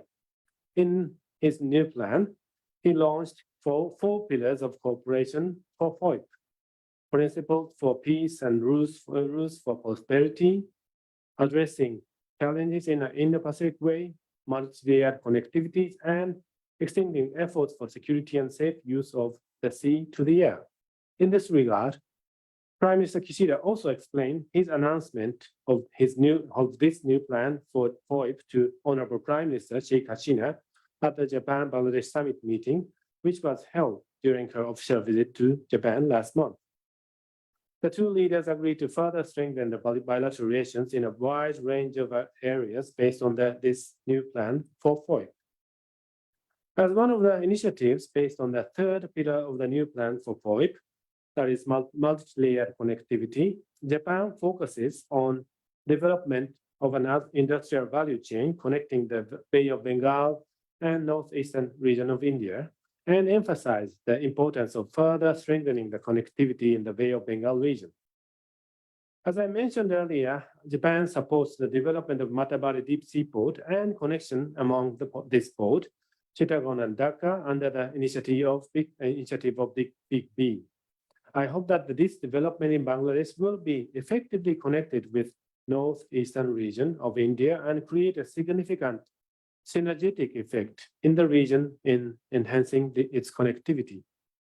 In this regard, I would like to introduce third Indian-Japan intellectual conclave conducted in Agartha, Tripla on April 12 to 13, in which the representatives from various sectors of 3 countries participated. In this dialogue, Mr. Suzuki Hiroshi, ambassador of Japan to India, emphasized that this new plan would make Bangladesh not a transit point, but the starting point where the value is produced, and that Bangladesh would become a new industrial hub for the entire Bay of Bengal area. Also, the idea was floated to visit Matabari, which I think will be a good occasion to identify the challenges and opportunities from the viewpoint of Matabari development. as a follow-up of the meeting held in April 12th and 13th. This is just an example of practical cooperation that Japan is engaged with in order to realize the vision of FOI. I believe that these efforts will contribute to peace, stability, and prosperity in the Pacific region, including South Asian countries, and lead to the realization of FOI. Japan and Bangladesh have started a new voyage towards next 50 years of our bilateral relations. In this milestone year, I am very pleased that our relationship has been elevated from a comprehensive partnership to a strategic partnership so that Japan and Bangladesh can start our bilateral cooperation in new areas. In conclusion, strengthening connectivity in Bangladesh and India, particularly northeastern region, will be instrumental in ensuring peace, stability, and prosperity in this region. That will lead to realize the vision of HOIP. Therefore, as an ambassador in Dhaka, I would do my utmost effort to advance practical cooperation with Bangladesh. I think this policy colloquium was relevant and significant in conjunction with Japan's endeavor. Thank you very much.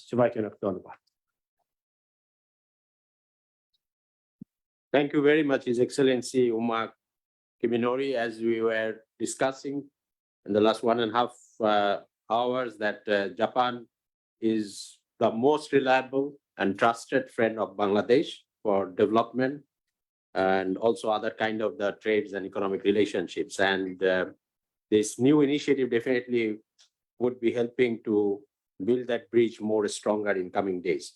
Now, I'd like to request our special guest and our Foreign Secretary of Bangladesh, His Excellency Masud bin Momen, to give his deliberation.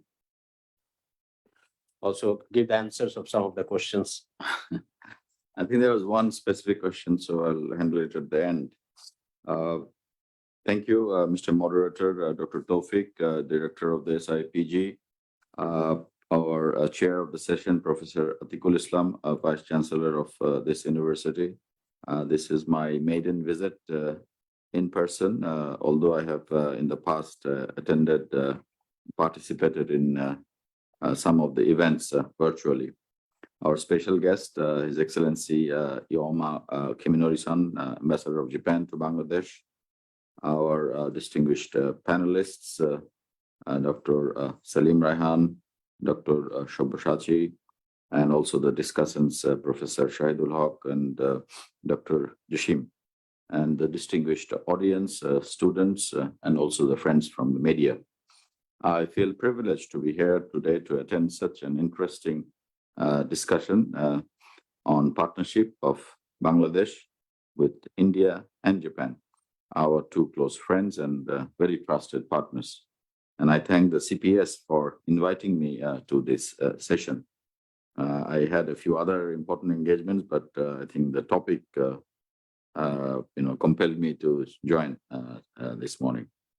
Distinguished guests, Bangladesh is uniquely located at the center of South Asia, as well as the confluence of South Asia and Southeast Asia. Such a central as well as a strategic location put Bangladesh with some certain advantages, particularly with regard to connectivity and sub-regional and regional economic cooperation. Japan, being a major and active partner of both South Asia and Southeast Asia, plays a vital role in enhancing the economic development of a vast population of the region.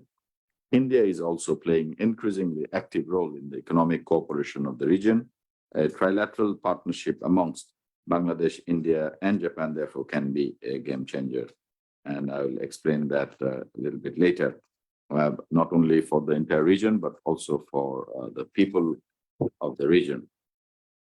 Bangladesh has long been engaged and also playing an active role in fostering cooperation among countries of South and Southeast Asia through our leading participation. And it was it emanated from the father of the nation, Bangabandhu Sheikh Mujibur Rahman's vision of regional cooperation. And later, we were the founders of SAARC, BIMSTEC, and also leading role in BBIN and SASEC, etc. and we also host the BIMSTEC. And Bangladesh is also an important partner of the BBIN. Japan, as an observer of SAARC, has also been engaged in multifarious cooperation with its member countries for some years now. In the scheme of the trilateral partnership among Bangladesh, India, and Japan, I would like to highlight on three major aspects: investment, market, and connectivity. Japan, as a country with huge capital surplus, can grab the opportunity of the liberal investment regime of Bangladesh with an eye on not only the market of Bangladesh, but also the market of the entire region. And as mentioned, act as a kind of an industrial or production hub. Bangladesh offers the most competitive investment climate with regard to the cost of inputs and also, skilled and abundant human resources, which Japan or even India can utilize. We also have a large market of 170 million people with ever-growing purchasing power and rising consumerism. According to the HSBC Global Research in its The Flying Dutchman report titled Asia's Shoppers in 2030, Bangladesh is set to be the 9th largest consumer market globally by 2030, and it will be bigger than the UK by then. I believe nothing can be more enticing to an investor than a market of this profile. This market growth, along with the matching economic activities, will demand for huge investment in physical as well as social infrastructure. Bangladesh alone cannot cater to that need here. Japan can be gainfully engaged. As of now, Japan is our largest bilateral development partner. A number of the presence of Japanese companies in Bangladesh is growing. We have set up a dedicated SEZ in 𝐅𝐫𝐸𝐻 of Narayanganj for Japanese investors. And a number of Japanese companies are already in the process of setting up factories there.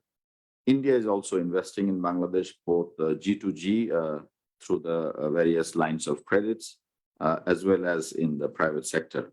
And I believe with the current economic growth, India will also gain more capital surplus in the coming months and years, and will look for places to invest.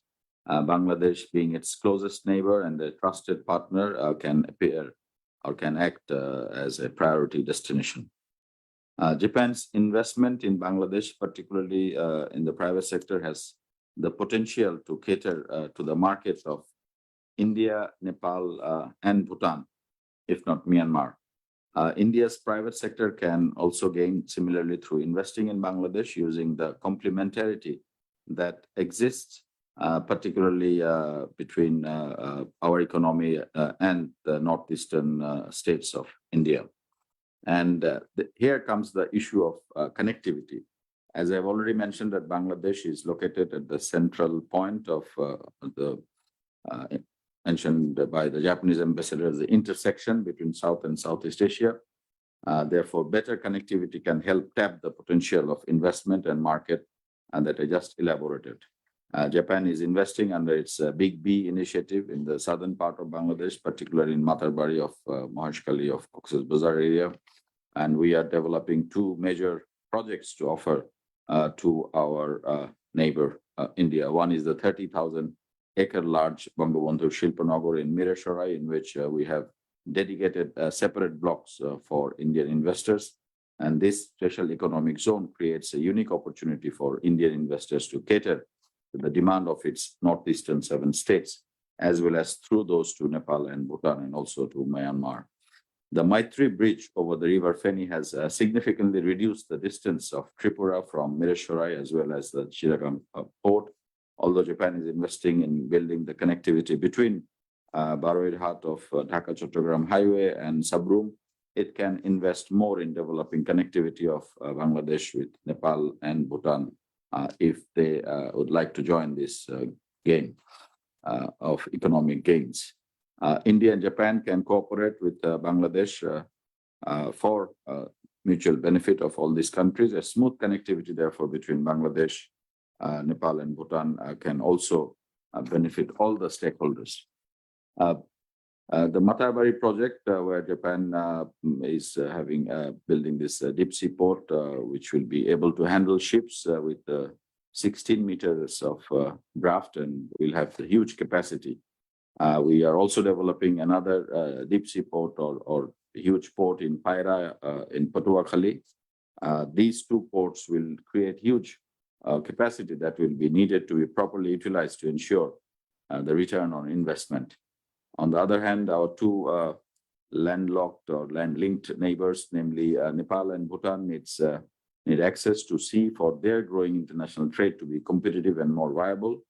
Trilateral partnership between Bangladesh, India, and Japan can offer a viable solution to meet both ends.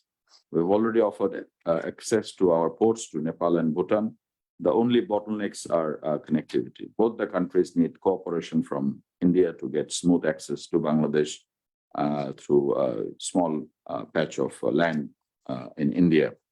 Road infrastructure needs to be further improved at both sides, which require investment, and Japan can play this role. We're also offering our airports, particularly Saidpur Airport, for the use of Nepal and Bhutan.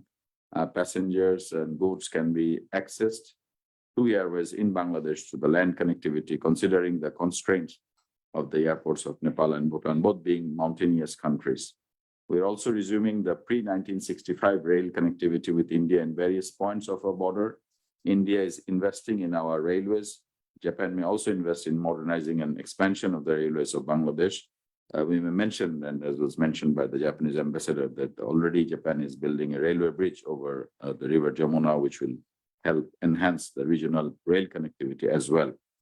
The similar prospects are also there for the 7 northeastern states of India, which are again, have difficulties in reaching the sea and has limited access of international airports. We can offer our excess port capacities to India for movement of goods, not only from mainland to northeastern state, but also northeastern states can directly export their goods to different destinations of the world. Therefore, better land connectivity is an imperative to avail this opportunity, which needs significant investment. Besides the above, Bangladesh also engaged in the BIMSTEC corridor and Asian highway initiatives. We are also eager to have gainful engagement in under the Indo-Pacific initiatives, particularly in the areas of economic development, connectivity, and blue economy. And we have expressed our readiness for such engagement in our recently declared Indo-Pacific outlook. And if you see the fourth guiding principle, it is very clear, and also in the objective sections, objectives 7, 10, and 12 directly mentions possibilities in this regard. Bangladesh, Japan, and India can also build partnership in the people-to-people contacts. We all know that Justice Radha Binod Paul, a Bengali lawyer who was born and brought up in Bangladesh, then East Bengal, who later moved to India, was the only voice of dissent in the post-World War tribunal formed against Japan. And this is an interesting example of the historic ties that all 3 countries share.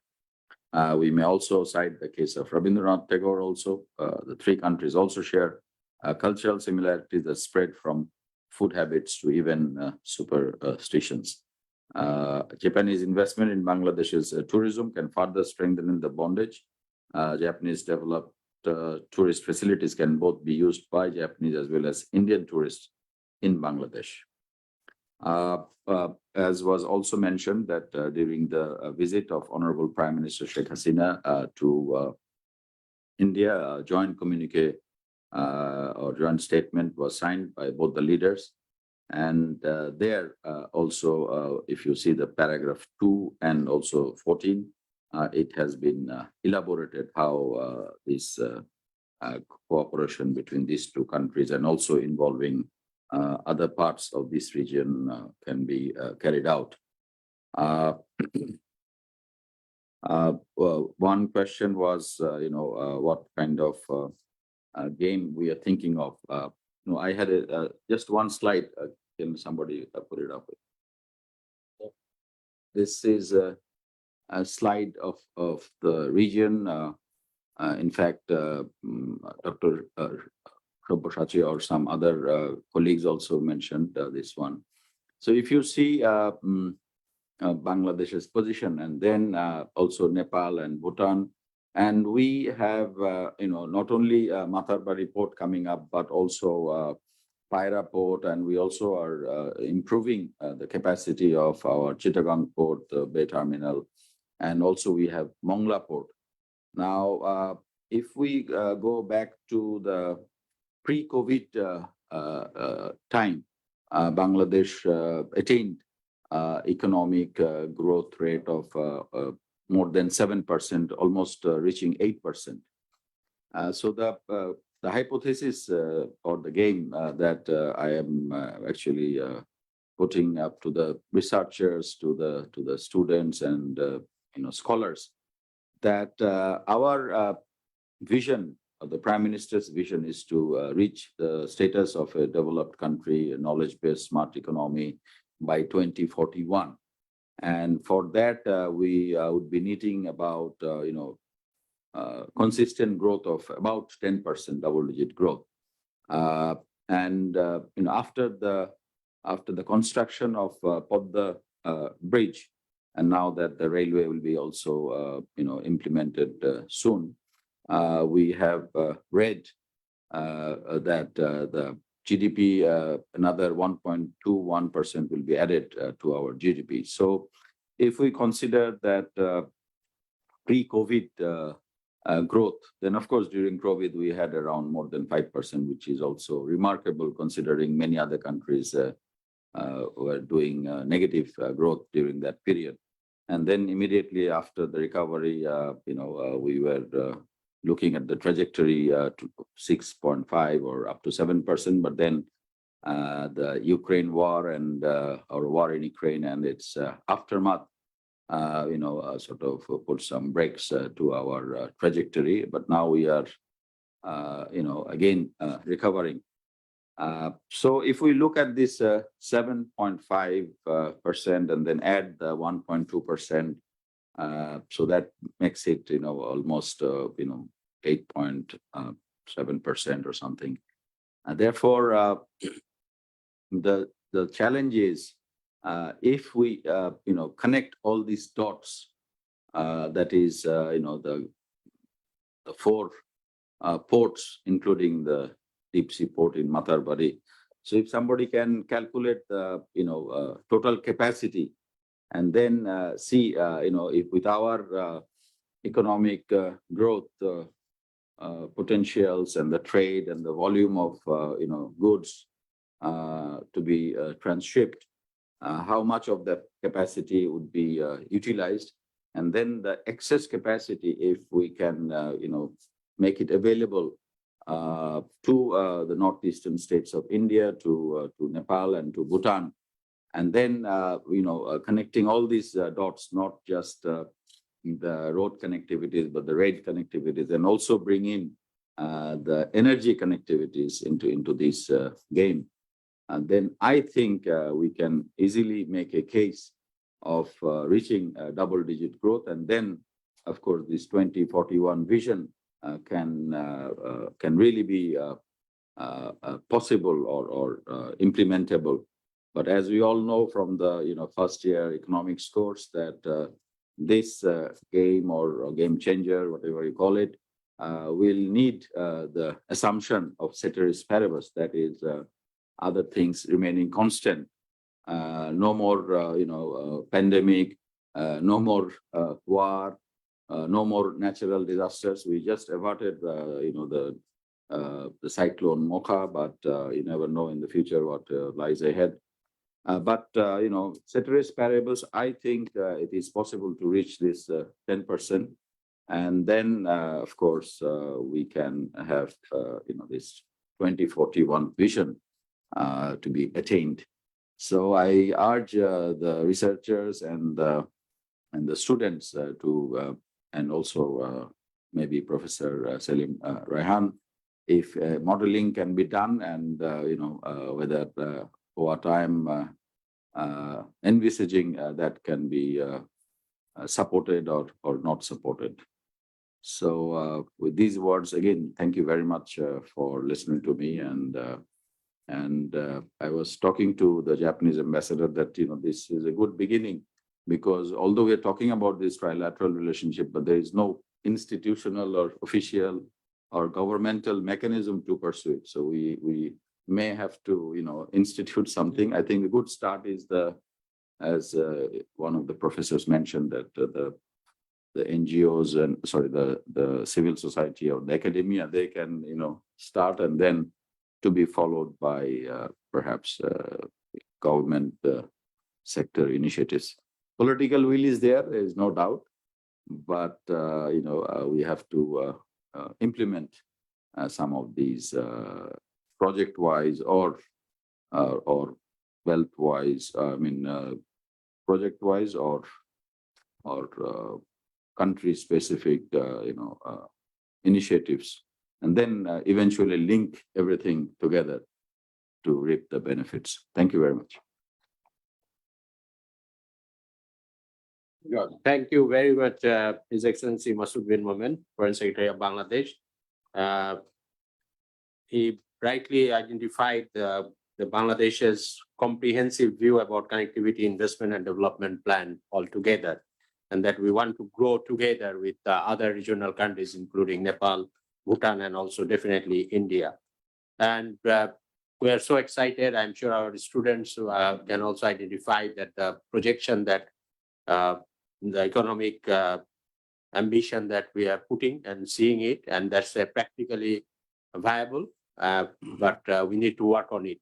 And thank you also for giving this suggestion. Actually, we are very seriously thinking to start up with a kind of institutional mechanism within the universities in India, especially Asian Confluence and South Asian Institute of Policy and Governance, and also definitely with Foreign Ministry, that we want to really do and continue with this research, and want to see that how the different perspective of this initiative can be seen and can be projected, because for next 5-10 years, this will be a game-changing economic or development or connectivity factor for Bangladesh. So we need to study it formally and institutionally. So thank you, sir, for giving this idea, and we will definitely work on it. Now we are almost end of the program. I would now like to request our Honorable Vice Chancellor, Professor Atiful Islam, to give his deliberation as a session chair, sir.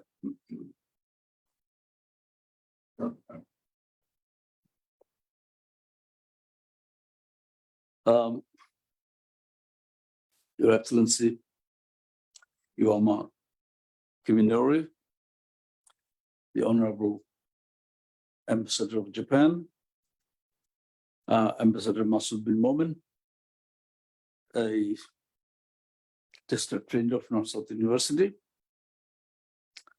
Foreign Secretary of Bangladesh Government, Professor Shahidul Haq, preeminent expert on foreign policy matters,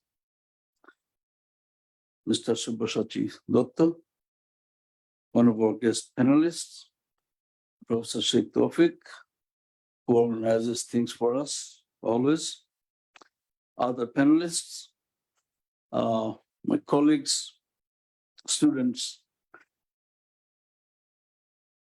I thank Professor Tawfiq for organizing this colloquium on from the Himalayas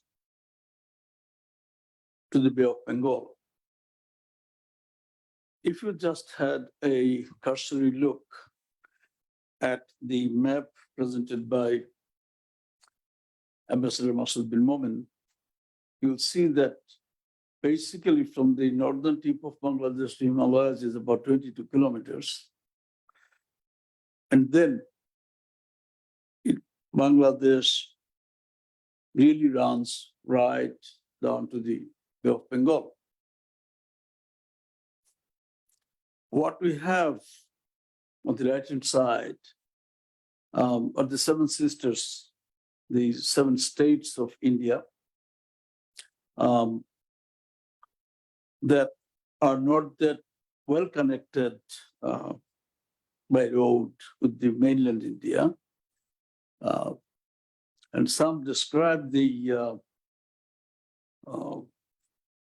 area between Bangladesh, northern tip and Himalayas as Nepal, as the chicken neck or something I heard. It's interesting expression. I have visited some of the southern states. I'm not too far from the Indian border of my village home, so I can walk into India if I have the right documents. That area is extremely resourceful. All those southern states are very, very resourceful, whether you talk of minerals, forest resources, and other resources. The area is less developed compared to other parts of India. I think to a great extent for lack of proper transport and communication. It will be one of the factors, may not be the only factor. Now, the whole idea of connecting, doing things along the way, whether you build bridges, you build factories, build other installations within Bangladesh or the Seven Sisters, it's going to help the whole region. There are probably security and other concerns, which is natural. So you need a neutral partner in developing the area. And in Japan, probably you got a partner who will be looked upon as a neutral party. They are not in conflict with India or Bangladesh or any other adjoining countries. So, and Japan has a tradition of providing aid, financial and technological, without visible strings attached. They are respected for that. And therefore, as a development partner of that area, Japan is most welcome. Then you got the two other states, Nepal and Bhutan, that are landlocked, could use the improved communication facilities and access to the port to their advantage. And when your neighbor prospers, you also share part of the prosperity. It helps you. So if the whole region goes up industrially, technologically, with booming kind of economic activities, both India and Bangladesh, Nepal and Bhutan also will be benefited from that. North-South University takes pride in being engaged in facilitating, in being engaged in policy debate, policy research, and we have been over the years a good host of interesting debates, such as on Rohingya issues. They're international with international sort of participants. Afghanistan after re-emergence of Taliban, we touch lots of raw nerves also. The Ukraine issue and issues like that. The idea is that we have a responsibility not only to our society, but also as a university, to the rest of the world, to make it more peaceful, to make it more prosperous. We can do only so much, but we try our best. And North-South University provides a forum where people can debate about these issues